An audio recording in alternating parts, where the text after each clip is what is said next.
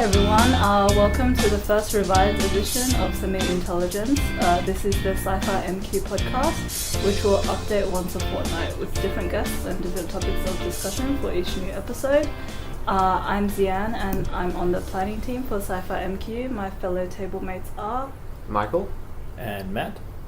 So today's topic is gonna be AI, so Hollywood versus reality. And so when people talk about artificial intelligence, especially in the sci-fi world, they're usually referring to something that's an android, you know, so like they look like a human kind of thing, they function like a human. But in the real world, what actually counts as AI? Like lots of things. Your spam filter could be AI. Yeah. I guess there are different levels of ways you can define it. So AI could be not necessarily self-learning, but just a decision tree, just making different decisions, but you can also redefine it or go up to the level of actually learning and using data mining. So I'd say like anything that's that does something that a human can do is considered to be AI. So kind of like human, but we're talking about human intelligence. So self-driving cars, for example, that doesn't necessarily mean like it's not seen as a super intelligent thing to do. Because AI. it's just that's AI. Or like Roomba, like that's being able to plan out the layout of a room and vacuum the room. That's still kind of like a low intelligence. Like it's cleaning rooms is not really considered to be high human intelligence, but that's still AI. So are there like different like levels? I guess not formally, but you can think of the different levels as in the complexity of the tasks that they can perform and how they can potentially learn. So take game AIs, for example. They tend not to learn from the player, although sometimes they can in other games. For the most case, they have a decision tree, and that is pre-programmed into them.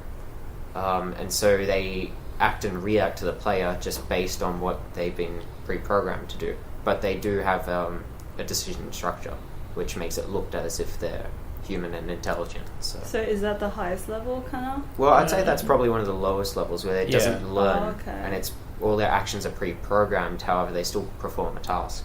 What would be like on a high level then? Deep Blue. Deep Blue is kind of like the chess thing, but maybe what's the name of that IBM thing? Watson. That's it. Yeah. So that was really weird because it's basically an IBM supercomputer, and what they've done is they've put in like a bunch of knowledge. It's not connected to the internet, but it's able to process all that knowledge, and then so it self-learns kind of.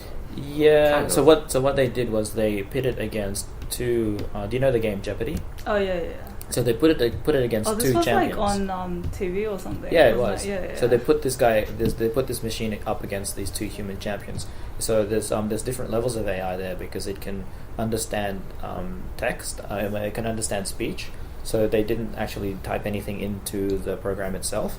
It could actually just say the host could just say like question blah blah blah, and then like it would actually answer the things. So it could also speak back as well, and then that's on top of being able to process all this information and actually bring it up and then give the right answer. Yeah, natural language processing. Yeah. I think it beat the two champions. I think. I don't recall. Seeing this instance. But I suppose another good example would be I guess beating chess, but what was that other game that Go? Yeah, beating the world champion in Go. Yeah. That is a notoriously hard. Deep Blue again or something else? Maybe I actually forget the AI that did that. However, the idea with Go is that it's the solution space is much it's exponentially bigger than chess. So it's so pretty much you just can't pre-program all the different scenarios. Because there are too many possibilities. Yeah, exactly. Right. And so it had to somehow learn based on information it was given beforehand. Okay. And the fact that it was able to learn and actually pick up some good tricks to use that they can beat the champion in, I think, 4 out of 5 or 3 out of 5 matches. I can't remember. There was one where the champion won, but the majority of the time the AI won. Yeah, cool. And this is where we're at today, I guess, on a pinnacle level. So this is like really worrying, right? Because like machines are beating us in those aspects, but I wouldn't worry too much. Worried. Yeah. No, I'm just going from the Hollywood route. If you think about it, like we don't really have. Oh no, my computer went. It's just asleep, but that's okay. I just went to sleep.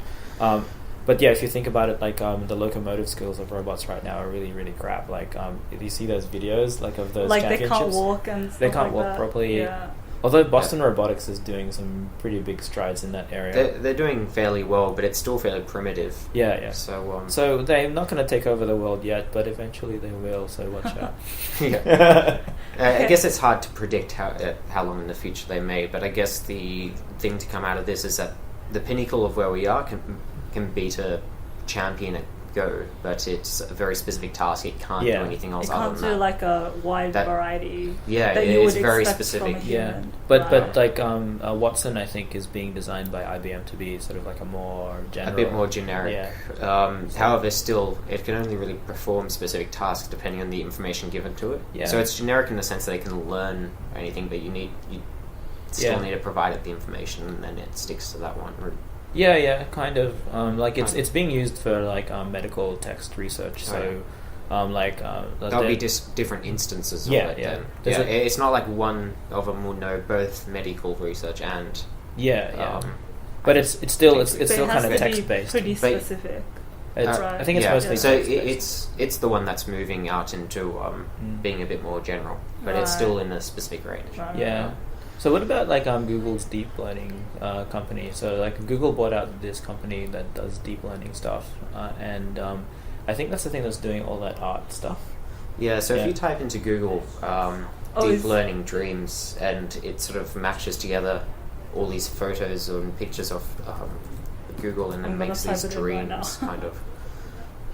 So that's an interesting thing. That's a little bit more interesting to me. I'm not really too familiar about the technical aspects of it. I'd have to read up. Right. I think I saw this before. So it's just that's connected to the internet search engine thingy, right? And then it just goes through images, everything. Yeah. And it follows certain paths and ideas, right. but then it picks up images from there and then implements those patterns in some way. It kind of like makes it dreams. It makes art basically. But I think they're using those techniques in very wide areas. So like there's some sort of automated creativity type things, but there's one thing that I think is really exciting is the live translation. So I think I saw something before where I don't know if it's on the market, but then it was kind of like a small pen-ish thing, and then you speak into it, and then it speaks back in the other language. Yeah. So it's getting. It's getting really, really accurate. And that's all kind of just using statistical techniques. It's not really using any kind of this deep learning in that case. Well, deep learning is also another level of statistical techniques, but it's different. I think it uses multiple layers of neural networks or something. I'm gonna preface this. It's not accurate at all because I haven't read any of the papers. So we're not. Should we say how credible we are? Oh yeah, maybe you guys should introduce yourself. Yeah, I'm sorry. I'm sorry, guys. Yep, go, Matt. So I'm doing Master of Research in Computing. So my areas are AI and virtual reality. So really, I want to do stuff in games. So the reason why I'm really into AI is to make my games or game characters smarter. That's pretty much why I'm in it. So but the other stuff I find really interesting. So but I don't actually go really deep into them because I don't really need to study it. So Michael. As for me, I'm doing an honours in software engineering and a bachelor's in physics, so a good general knowledge of this area, just a general interest. So I haven't read too many papers on this. It's mostly based off articles I've read and just interesting things I've learned over time. But of course, anyone at home, it's always good to search these up as we go and of course confirm. Be like me, everything. Such a nerd. For anyone who's interested, I'm doing arts, so okay. Oh, that's it. Yeah. You're talking about English grammar and stuff before. But that's not interesting or relevant. So moving on. Oh, maybe it is because that's how machines are able to form languages and stuff like that. Natural language processing is related to that. Yes. Anyway, moving on to I'm gonna cut this out of the podcast. So So there are 3 types of AI that are constantly depicted in Hollywood, kind of 3 vaguish ones. So one's like, intelligent but childlike, so, like Data, what is friendship, what is love kind of thing. Yeah. Okay, yeah. And then there's also like the vengeful rogue killer type. That so I don't knows know. everything can... That like knows everything and wants to kill the world So, like, or something. Like Ultron or something. Yeah. Kind of, yeah. Or I don't know if you guys have seen the series, but there's this one called Humans that's on the UK's Channel 4, and it's basically about like synths, like synthetics. So they're basically like they're basically like your phone, except they look and sound and act like a human, right? Okay. But like not quite there. Well, we'll have to. That'll be part of the weekly recommendations, maybe. That's I've never heard of that series. Yeah. Okay. Definitely look it up later. Okay, I'll bookmark that. Yeah. And what's the third type? So third type, thank you for So it's like just a machine kind of without consciousness kind of thing. So they're built for a specific task, but they look humanoid because actors are cheaper. Kind of like Kind of like well, I don't know. I guess the robot in Alien. Oh yeah. Maybe in that Also, sense. I was gonna say. There's an android in Alien though. He's pretty intelligent. Android, yeah. I guess he's intelligent, but okay. So I guess better example maybe in iRobot. So not Sonny, but the robots he's based on. Yeah. They more perform tasks and just do as they don't really think. Yeah. I don't know. Maybe I just watch like stuff you don't watch. But there's also this one from Almost Human. It got cancelled after like the first season. Oh no! Is that on BBC Fox. as well? Oh, no. Okay. Yeah, and it had I watched it because Color was in it, and yeah. So Almost Human. So it's like a police procedural kind of thing, but like the human police officers get paired with like an android, an MX model. So then the MX like the robot can take most of like the brunt force. So if it's like a bomb threat or something, the MX robots would go in instead of the police officer kind of thing. Okay, like what happens now? So they perform tasks and they can think, but not outside of the scope of what humans define. And not sentient. Exactly. Yep. So that's just a machine kind of thing. Okay. So I'm thinking, since you said already, I thought that from the 3, the last one would seem most likely. So. Oh, the last one actually already exists. So, Roomba is a very... But not like humanoid. I guess not to the level of advancement that depicted in the Asimo, Honda's Asimo would be pretty close. Like, it can kind of follow you, it give you drinks and stuff like that. Roomba Asimo, the Honda robot, it can actually walk, and then I've seen it being used as a receptionist. So they go walk up to people and say... It's good at fairly generic tasks, however they're mostly pre-programmed tasks. So it is. I guess with the like the other example I was saying, like the Almost Human thing, they kind of like could interact with the humans better than like the robots now. Is that just pre-programming, or is that... It's kind of like what we have with Siri and Google Assistant. So that's just going to improve. It's just going to be merging that in with, say, Asimo, and then upgrade the tech just a bit to... Yeah, so it's just going to improve. It's kind of like a side funny thing. Have you ever seen someone like pair the two together? Like there was like one game jam we were at. I think it was Hayden. So what he did was he started out Siri, and then he started out Google Assistant, and then he just got them to talk to each other. I think I saw this. It was like online or something. It was kind of funny. And kept on asking like weird questions to each other. Yeah. So I guess once that starts making sense, then we might be moving towards actually passing the Turing test. And once that happens, I don't know. What test? The Turing test is just a thing where you kind of try to see if you're talking to a human or not, and if the human thinks they're talking to another human and it actually is a computer, that means it's passed the Turing test. Oh, okay. So there are some programs that have passed the Turing test, but they've been mostly pre-programmed, from what I understand. Yeah, they haven't been proper learning AIs. What examples? Like mostly it's like just chatbots.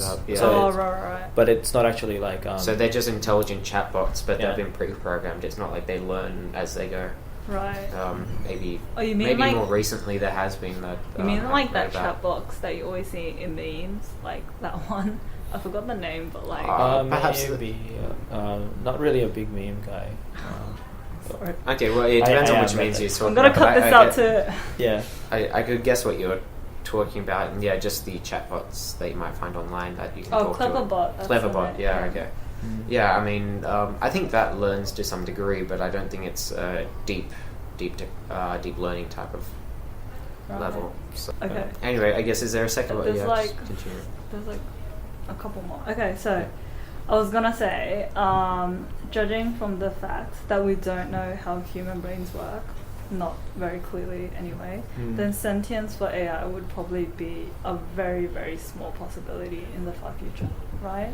Or It's hard to say. Type And of what thing. what is sentience anyway? right, yeah. So, yeah. I mean, is it really just That electrical was one of signals my in your questions. brain? No, I was okay. gonna ask you. Yeah, I mean, you could think of sentience as perhaps just the correct arrangement of electrical signals in the brain and the right Right. chemistry to allow it to move around. And if it's thought of that way, then with sufficient technology, then why not?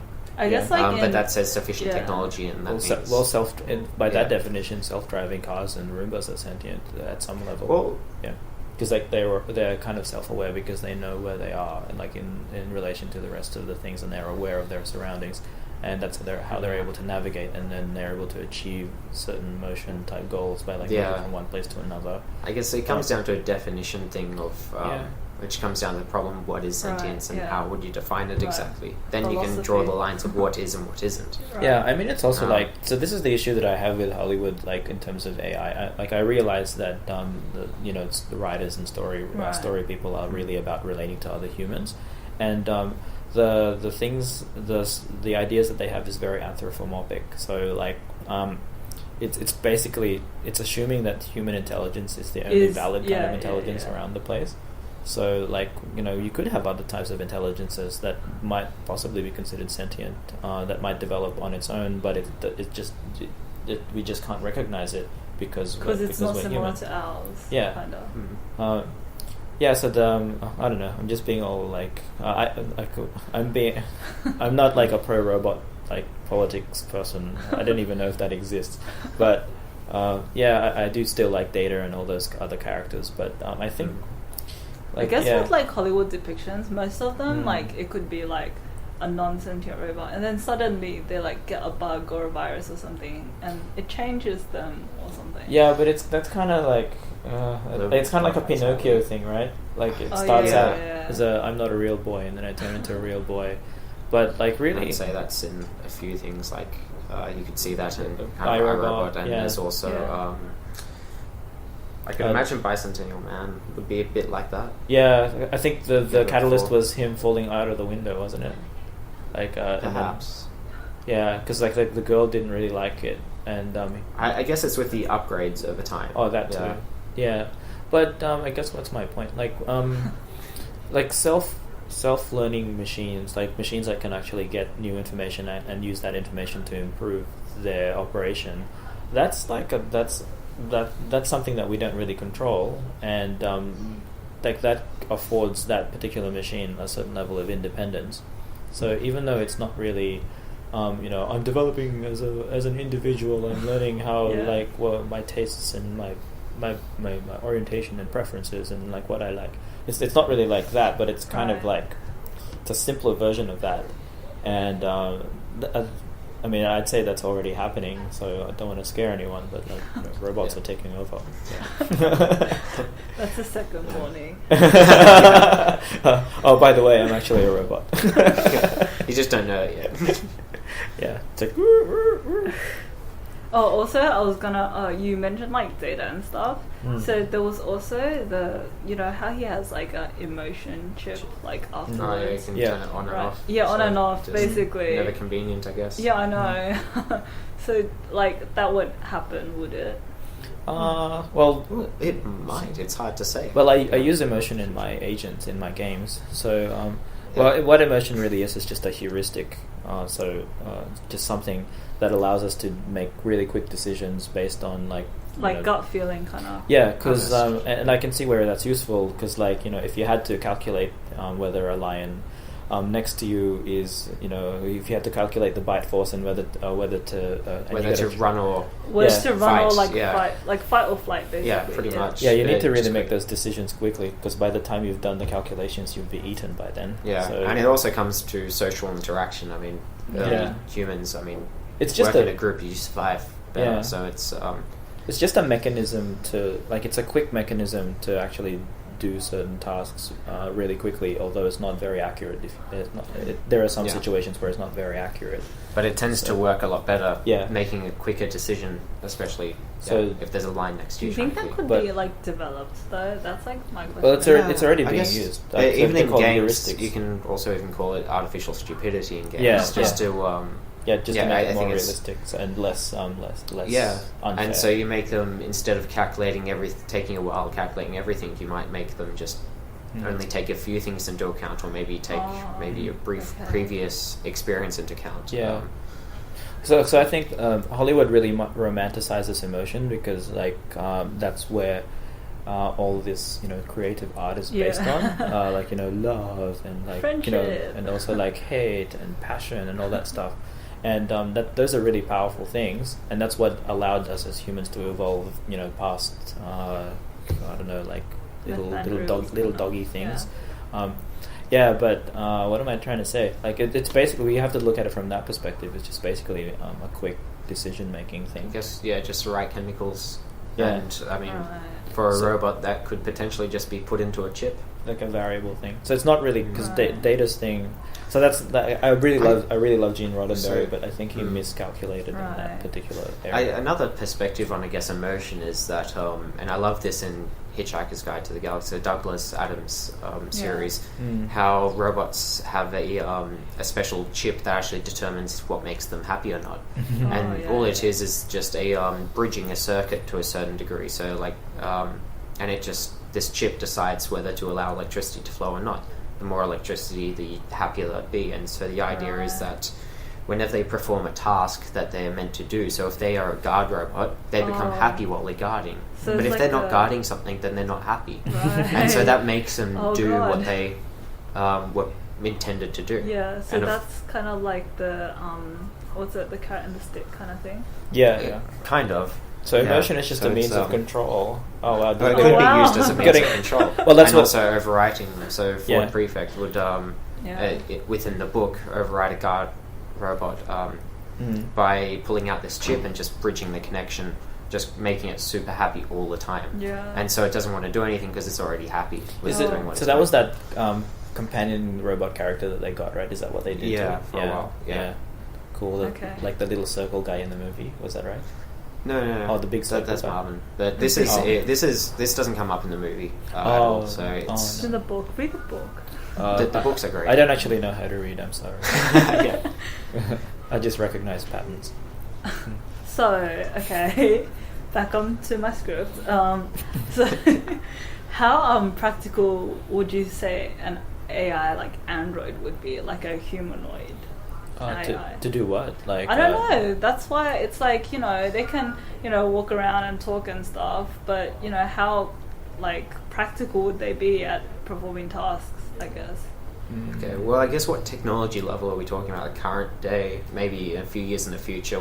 Maybe a few years. If we were to like join the high tech research with Boston Dynamics, and then join that with Honda, kind of and like Honda Astro, and then of course give that kind of deep learning or sort of Watson level of intelligence and put that all in one machine. You could come up with a butler or something, I guess. Yeah, I'd say if you mix that all together, you can get a robot that performs, I guess, a fairly specific task, but does it fairly well, and of course walks around in some odd fashion, but will be able to do it. Yeah, I think that's current level, top of the line tech merged together. I really want something that can fold clothes.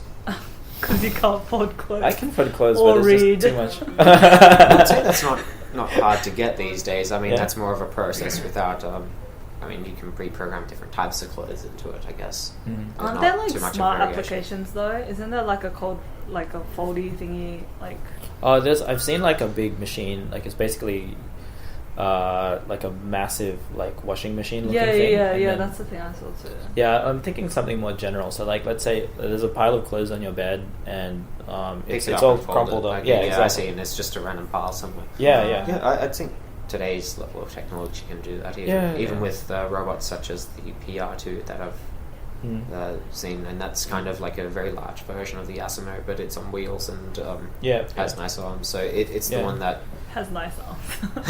yeah, well, it's the one that would be, for instance, programmed to cook pancakes, for instance. Oh, pancakes. Speaking of which, Yeah. I should fix our pancake pot. Yeah. Well, this one would be actually going to the pantry. shelf Okay. at the pantry and getting out the ingredients, mixing them up. They'll do it slowly, and but of course it can be programmed with those functions. Yeah, nice.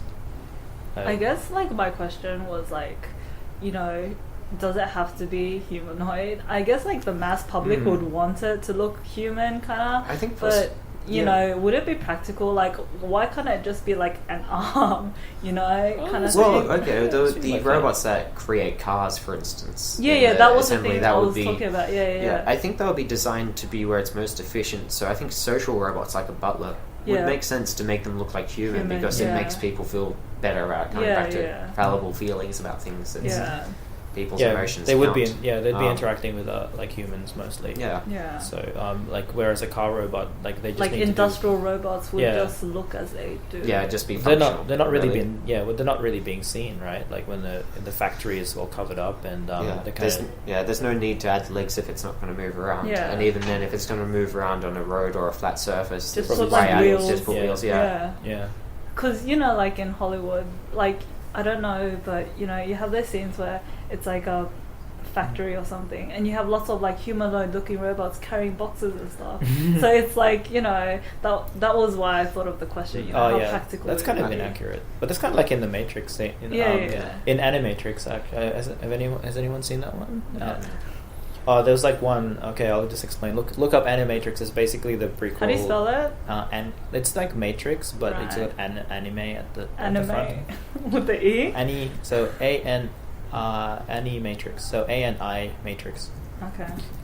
But yeah, in the first, it's a collection of short films. But in there's a sort of a series of two. It's called the Second Renaissance, and it was kind of like explaining how the machines took over the world. It's a 2003 American-Japanese film? Yeah. Okay. It's not. It's a collection of films. It's a Okay, DVD. cool. So like when the Matrix first came out, and before the Matrix 2 came out, they were like trying to cash in on it. Okay. And, but it was really cool. Yeah. The Second Renaissance was like it had a whole bunch of robots, like worker robots, and they were like essentially slaves, and they were humanoid. And you could definitely see like slave humanoid robots constructing out big massive buildings, and like it's almost like the vision is like the slaves of the pyramids building stuff. Yeah. And I guess that would like mess with people's perception and maybe champion robots' rights or whatever. Yeah, but again, that's kind of like anthropomorphization because I guess people would do that. Just makes though, people relate to them a bit more. Yeah, because if these are walking arms, then I don't. Yeah, exactly. But like at the end of the series, actually, what happened was they were spoiler. Spoiler alert! It's such an old movie though. Spoiler alert though. At the end, like they started out as human. They tried to join the United Nations because they made their own country of robots and stuff. And then, but like they got rejected. So that's like that Star Trek episode. Well, they got rejected because like, oh, you're robots, no, you're not real humans. And then they went to war with the humans. And then at the end of it, like when they were signing the peace treaty between the humans and the robots because the humans lost. They weren't badly. They were like they turned into these big massive spider things. Like that you see in the actual movies, and then like they've cast off their historical affinity to the humans because they were created in man's image. And then now they've cast that aside and they've made their own image of themselves, and then they signed.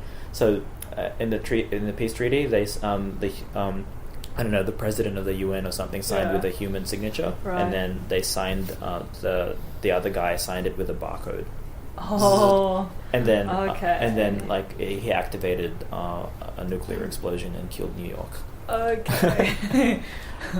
Big spoiler. Big spoiler. Nah, it's not really. It's like a 15-minute short. Yeah. Fair enough. Okay. I guess moving on to yeah. Moving on. So I was gonna. Okay, so I was thinking humanoid AIs, and then of course, yeah, and I was thinking about the uncanny valley kind of thing. yeah. Yeah. So like the more it looks like a human, but not quite, people are like, ew, what is that kind of thing? Yeah. So do you think that's going to be an issue, I guess, if you develop humanoid robot AIs? I wouldn't think so, because people already know about it. The issue only came up earlier on because people didn't know about the uncanny valley. They kind of just made it, and it really Still kind of wasn't freaks me understood. out. Like there's some stuff, but people out of won't make Japan. the same mistakes again. I mean, maybe some people will, but that would be very rare case, and I'm sure And bad for the business product kind won't of thing. sell very well, obviously. Yeah, so yeah. why would you make something that is clearly in the uncanny valley, especially now that we know what it is? Yeah, and so how to avoid it. Yeah, so that's why most domestic robots, like say even there was a like big Kickstarter thing. Yeah, so essentially they just have like very simple shapes and a screen, like basically like a sphere, and then like maybe it's some little lights to give you like expressions, but it's not actually quite real. It either looks very not human, Super but cute. it's still cute, and I think what they try to follow is kind of the look of a baby almost, or at least the similar features, facial features. But they don't look very human. But that being said, if they want to make that one that actually looks quite human, they would need to go to a lot of effort. So there's I some guess stuff out someone of would Tokyo. develop that just for like. I'm sure but someone will get It's there being developed eventually. now. Like there's some stuff like out of Tokyo University. Professor, what's his face? Actually, there are I think silicon faces that look quite well. Yeah, And but I think it's it might still, be past it's still pretty creepy. Yeah. But like I think it'll eventually get to the point where it's like accurate enough, like in Westworld, for example. And then That's for our next episode. cross promotion, yay! But yeah, it's still pretty creepy. We should link some videos as well, like if this is a thing. Right. I'll try with my IT ability. There's some really funny like videos where they take the skin off and then you can kind of just see the tongue. Oh yeah. And then also just the eyeballs. Yeah. And that's almost less creepy than when they have the silicone face on, which is evil. I know. But I'm sure they won't sell any robots that look like that until they beat the uncanny valley. Right. Yeah. But how close do you reckon that is? I'd say maybe in the next 10 years or 5 years. I'd say it's probably relatively close, because I'd say what I've seen is isn't as creepy as what it could be. I think it's taking a what step it forward. could be. Yeah, I mean, I'd say it's within the uncanny valley, but I think it's kind of on the It's like edge. acceptable. Like it's I wouldn't looks like say a necessarily doll kind of thing. acceptable, but I'd say it's getting close to kind going of, if you're over. picturing the bell, it's almost over the other side. Right. That's what I'd say. So it's I guess closing trivial question. If science and practicality didn't matter so much, what would you want future AI to look like? Me. Okay, well, You specifically. I guess less specifically in what physical attributes are you talking? Are you talking about, like, do you want to look like more like the dystopian future slave type? I don't know. robots, or I think is just it in more general. I'm asking my table mates. Okay, Okay, cool. yeah, I guess I'll get it. You can go first then. Okay, well, I guess something like Data. So not exactly looking like, it could look like anyone, Yeah. but something of the level of But Data like is what Brett I'd like. Spiner. But Brett Right. Spiner. Yeah. Dr. Noonien Soong. What about yeah. you? Matt? Well, when I said me, I was kind of like almost half joking, but not really. So, I want to. I think humans will eventually transcend its biological chains. So, Right. so basically, like it'll be gradual. So, like maybe we'll be replacing parts of our brains with enhancement chips, like extra memory, faster processing and that kind of thing. Or like that Doctor Who episode where he got a hole in his head and put a memory chip in. Oh, that was he in did? Nine's one. That was in Nine's one. Yeah. Oh, okay, cool. Christopher Eccleston. Yeah. But I see a point where eventually our consciousness will eventually transcend biological neurons and stuff. So then, the quickest way I could describe it is maybe just like a disembodied spirit, but like AI. What, like So, that? like, Well, I guess it's almost like a human consciousness Yeah. worth of information. So So you can inside Like You can like being, so it's in the being. yeah, but it could be in anything really. You could see it in a server. And would it be then, like that? Oh my god, the last episode of Firefly where she like the oh my god, I forgot her name. River. Yeah, was in the ship kind of thing. Okay, yeah, well, she was talking as if she was in the ship part of it, but of course. Yeah, but she was just doing an yeah. announcement thing. Yeah, but like kind of like I guess that. I don't see why not. You could be a ship and just have a consciousness. And then you're like, like, oh, and if you have this technology, it can be just used for that, I guess. Yeah. and then you'd be like, oh, I'm bored of being a ship now. I'll be like, I'll be a fire truck. Yeah, I'm gonna be a fucking fire truck, or like I'll be like a space station or something like that. Yeah. And then okay, I'm bored of being a space station now. I'll inhabit this humanoid-looking robot thing, and you don't necessarily have to inhabit like one particular body. You could just be in you could just exist, and you'll kind of almost just be like floating around. yeah. And I think that's kind of possible. You don't necessarily die. You have like infinite amount of experiences you can have. They're just gonna be like stored in a database somewhere. Do you think? Yeah, but you could be like not somewhere; it's everywhere. I'd say Okay. I'd say to some point, and I guess we can dive into a tiny bit of physics here. I don't think you'd be able to copy the exact. Yeah, conscious. It depends on what consciousness. You'd be how much transformed. information you need, we're but back of course to you that can't. question. Yeah. What is Well, consciousness? I guess it depends on how much information you need, but it's. But if you need every atom in the same spot, you can't. Due to the no cloning theorem when it comes to quantum mechanics, you can't create exact copies of things. So you'd have one copy of yourself, but you'd have to plug yourself into the relevant areas. So you'd exist on a chip somewhere, probably. But I guess however big that is. I guess what I'm saying is it doesn't really matter. Like you just go where the chip is, and the chip can be plugged into anything. This is a trivial question. So Okay, let's. I guess we can continue. It's getting all philosophical and stuff. I was So, just gonna say like a cat. Like I would look like a cat. I would like that. Yeah. Okay. Well, I guess, what was next week's topic? Next week's topic was going to be Westworld, but you don't watch that, so. I guess I might try to take a spoiler look alert. over. Yeah, it's really cool. Yeah, it's still robot. I guess more specifically, is there some? So not just Westworld, but also like certain aspects of it that you're looking at. Or? Well, I don't watch Westworld. That's why it's Matt and Anna. Okay, fair enough. But Westworld is about robots trying to win their freedom. Yeah. Okay. Yeah. Yeah. Okay, that's interesting. Do you want to give a sample of Westworld? Well, it's kind of cool. It's a Western thing, but set in a futuristic environment. So, like at the very first episode, there's already a twist, which is spoiler alert. And then it's kind of like a mini twist. So you get introduced to a high tech kind of place. You arrive at a really high tech train station, and then the character gets put into like a dressing area, which is super high tech, and then they're putting on like some Western type clothes. And then later on, you find out that they're going to a theme park, like that's like set in the Western times, and they get guns and like they get like horses and all that stuff. The horses are robots as well, and shit. Okay. Yeah, it's like a theme park full of robots, and you can kind of just like be Wild West. So as a guest, you can do anything, like kill anyone, have sex with anyone. And then cut the head off a horse, or I don't know. Wasn't there another movie that had this sort of idea? Yeah. Where it was a kind of do whatever you want type of simulation where you do it to robots. I can't remember the name of the movie, but I guess it's similar idea. It's made by. Was this Joss Whedon? No, it was J.J. Abrams. Oh fuck! Really? Yeah. Oh, really? Okay, It was cool. produced by him, I think. Okay. Cool. Yeah. So like I think it's really cool. I mean, like as a series, like it kind of hits into that typical Hollywood kind of thing that kind of that jars me a little bit, but you just ignore it and then enjoy the movie or like enjoy the series. Yeah. Okay. So this is the first episode. There's gonna be lots of things that people don't like, maybe, or some things that people do like.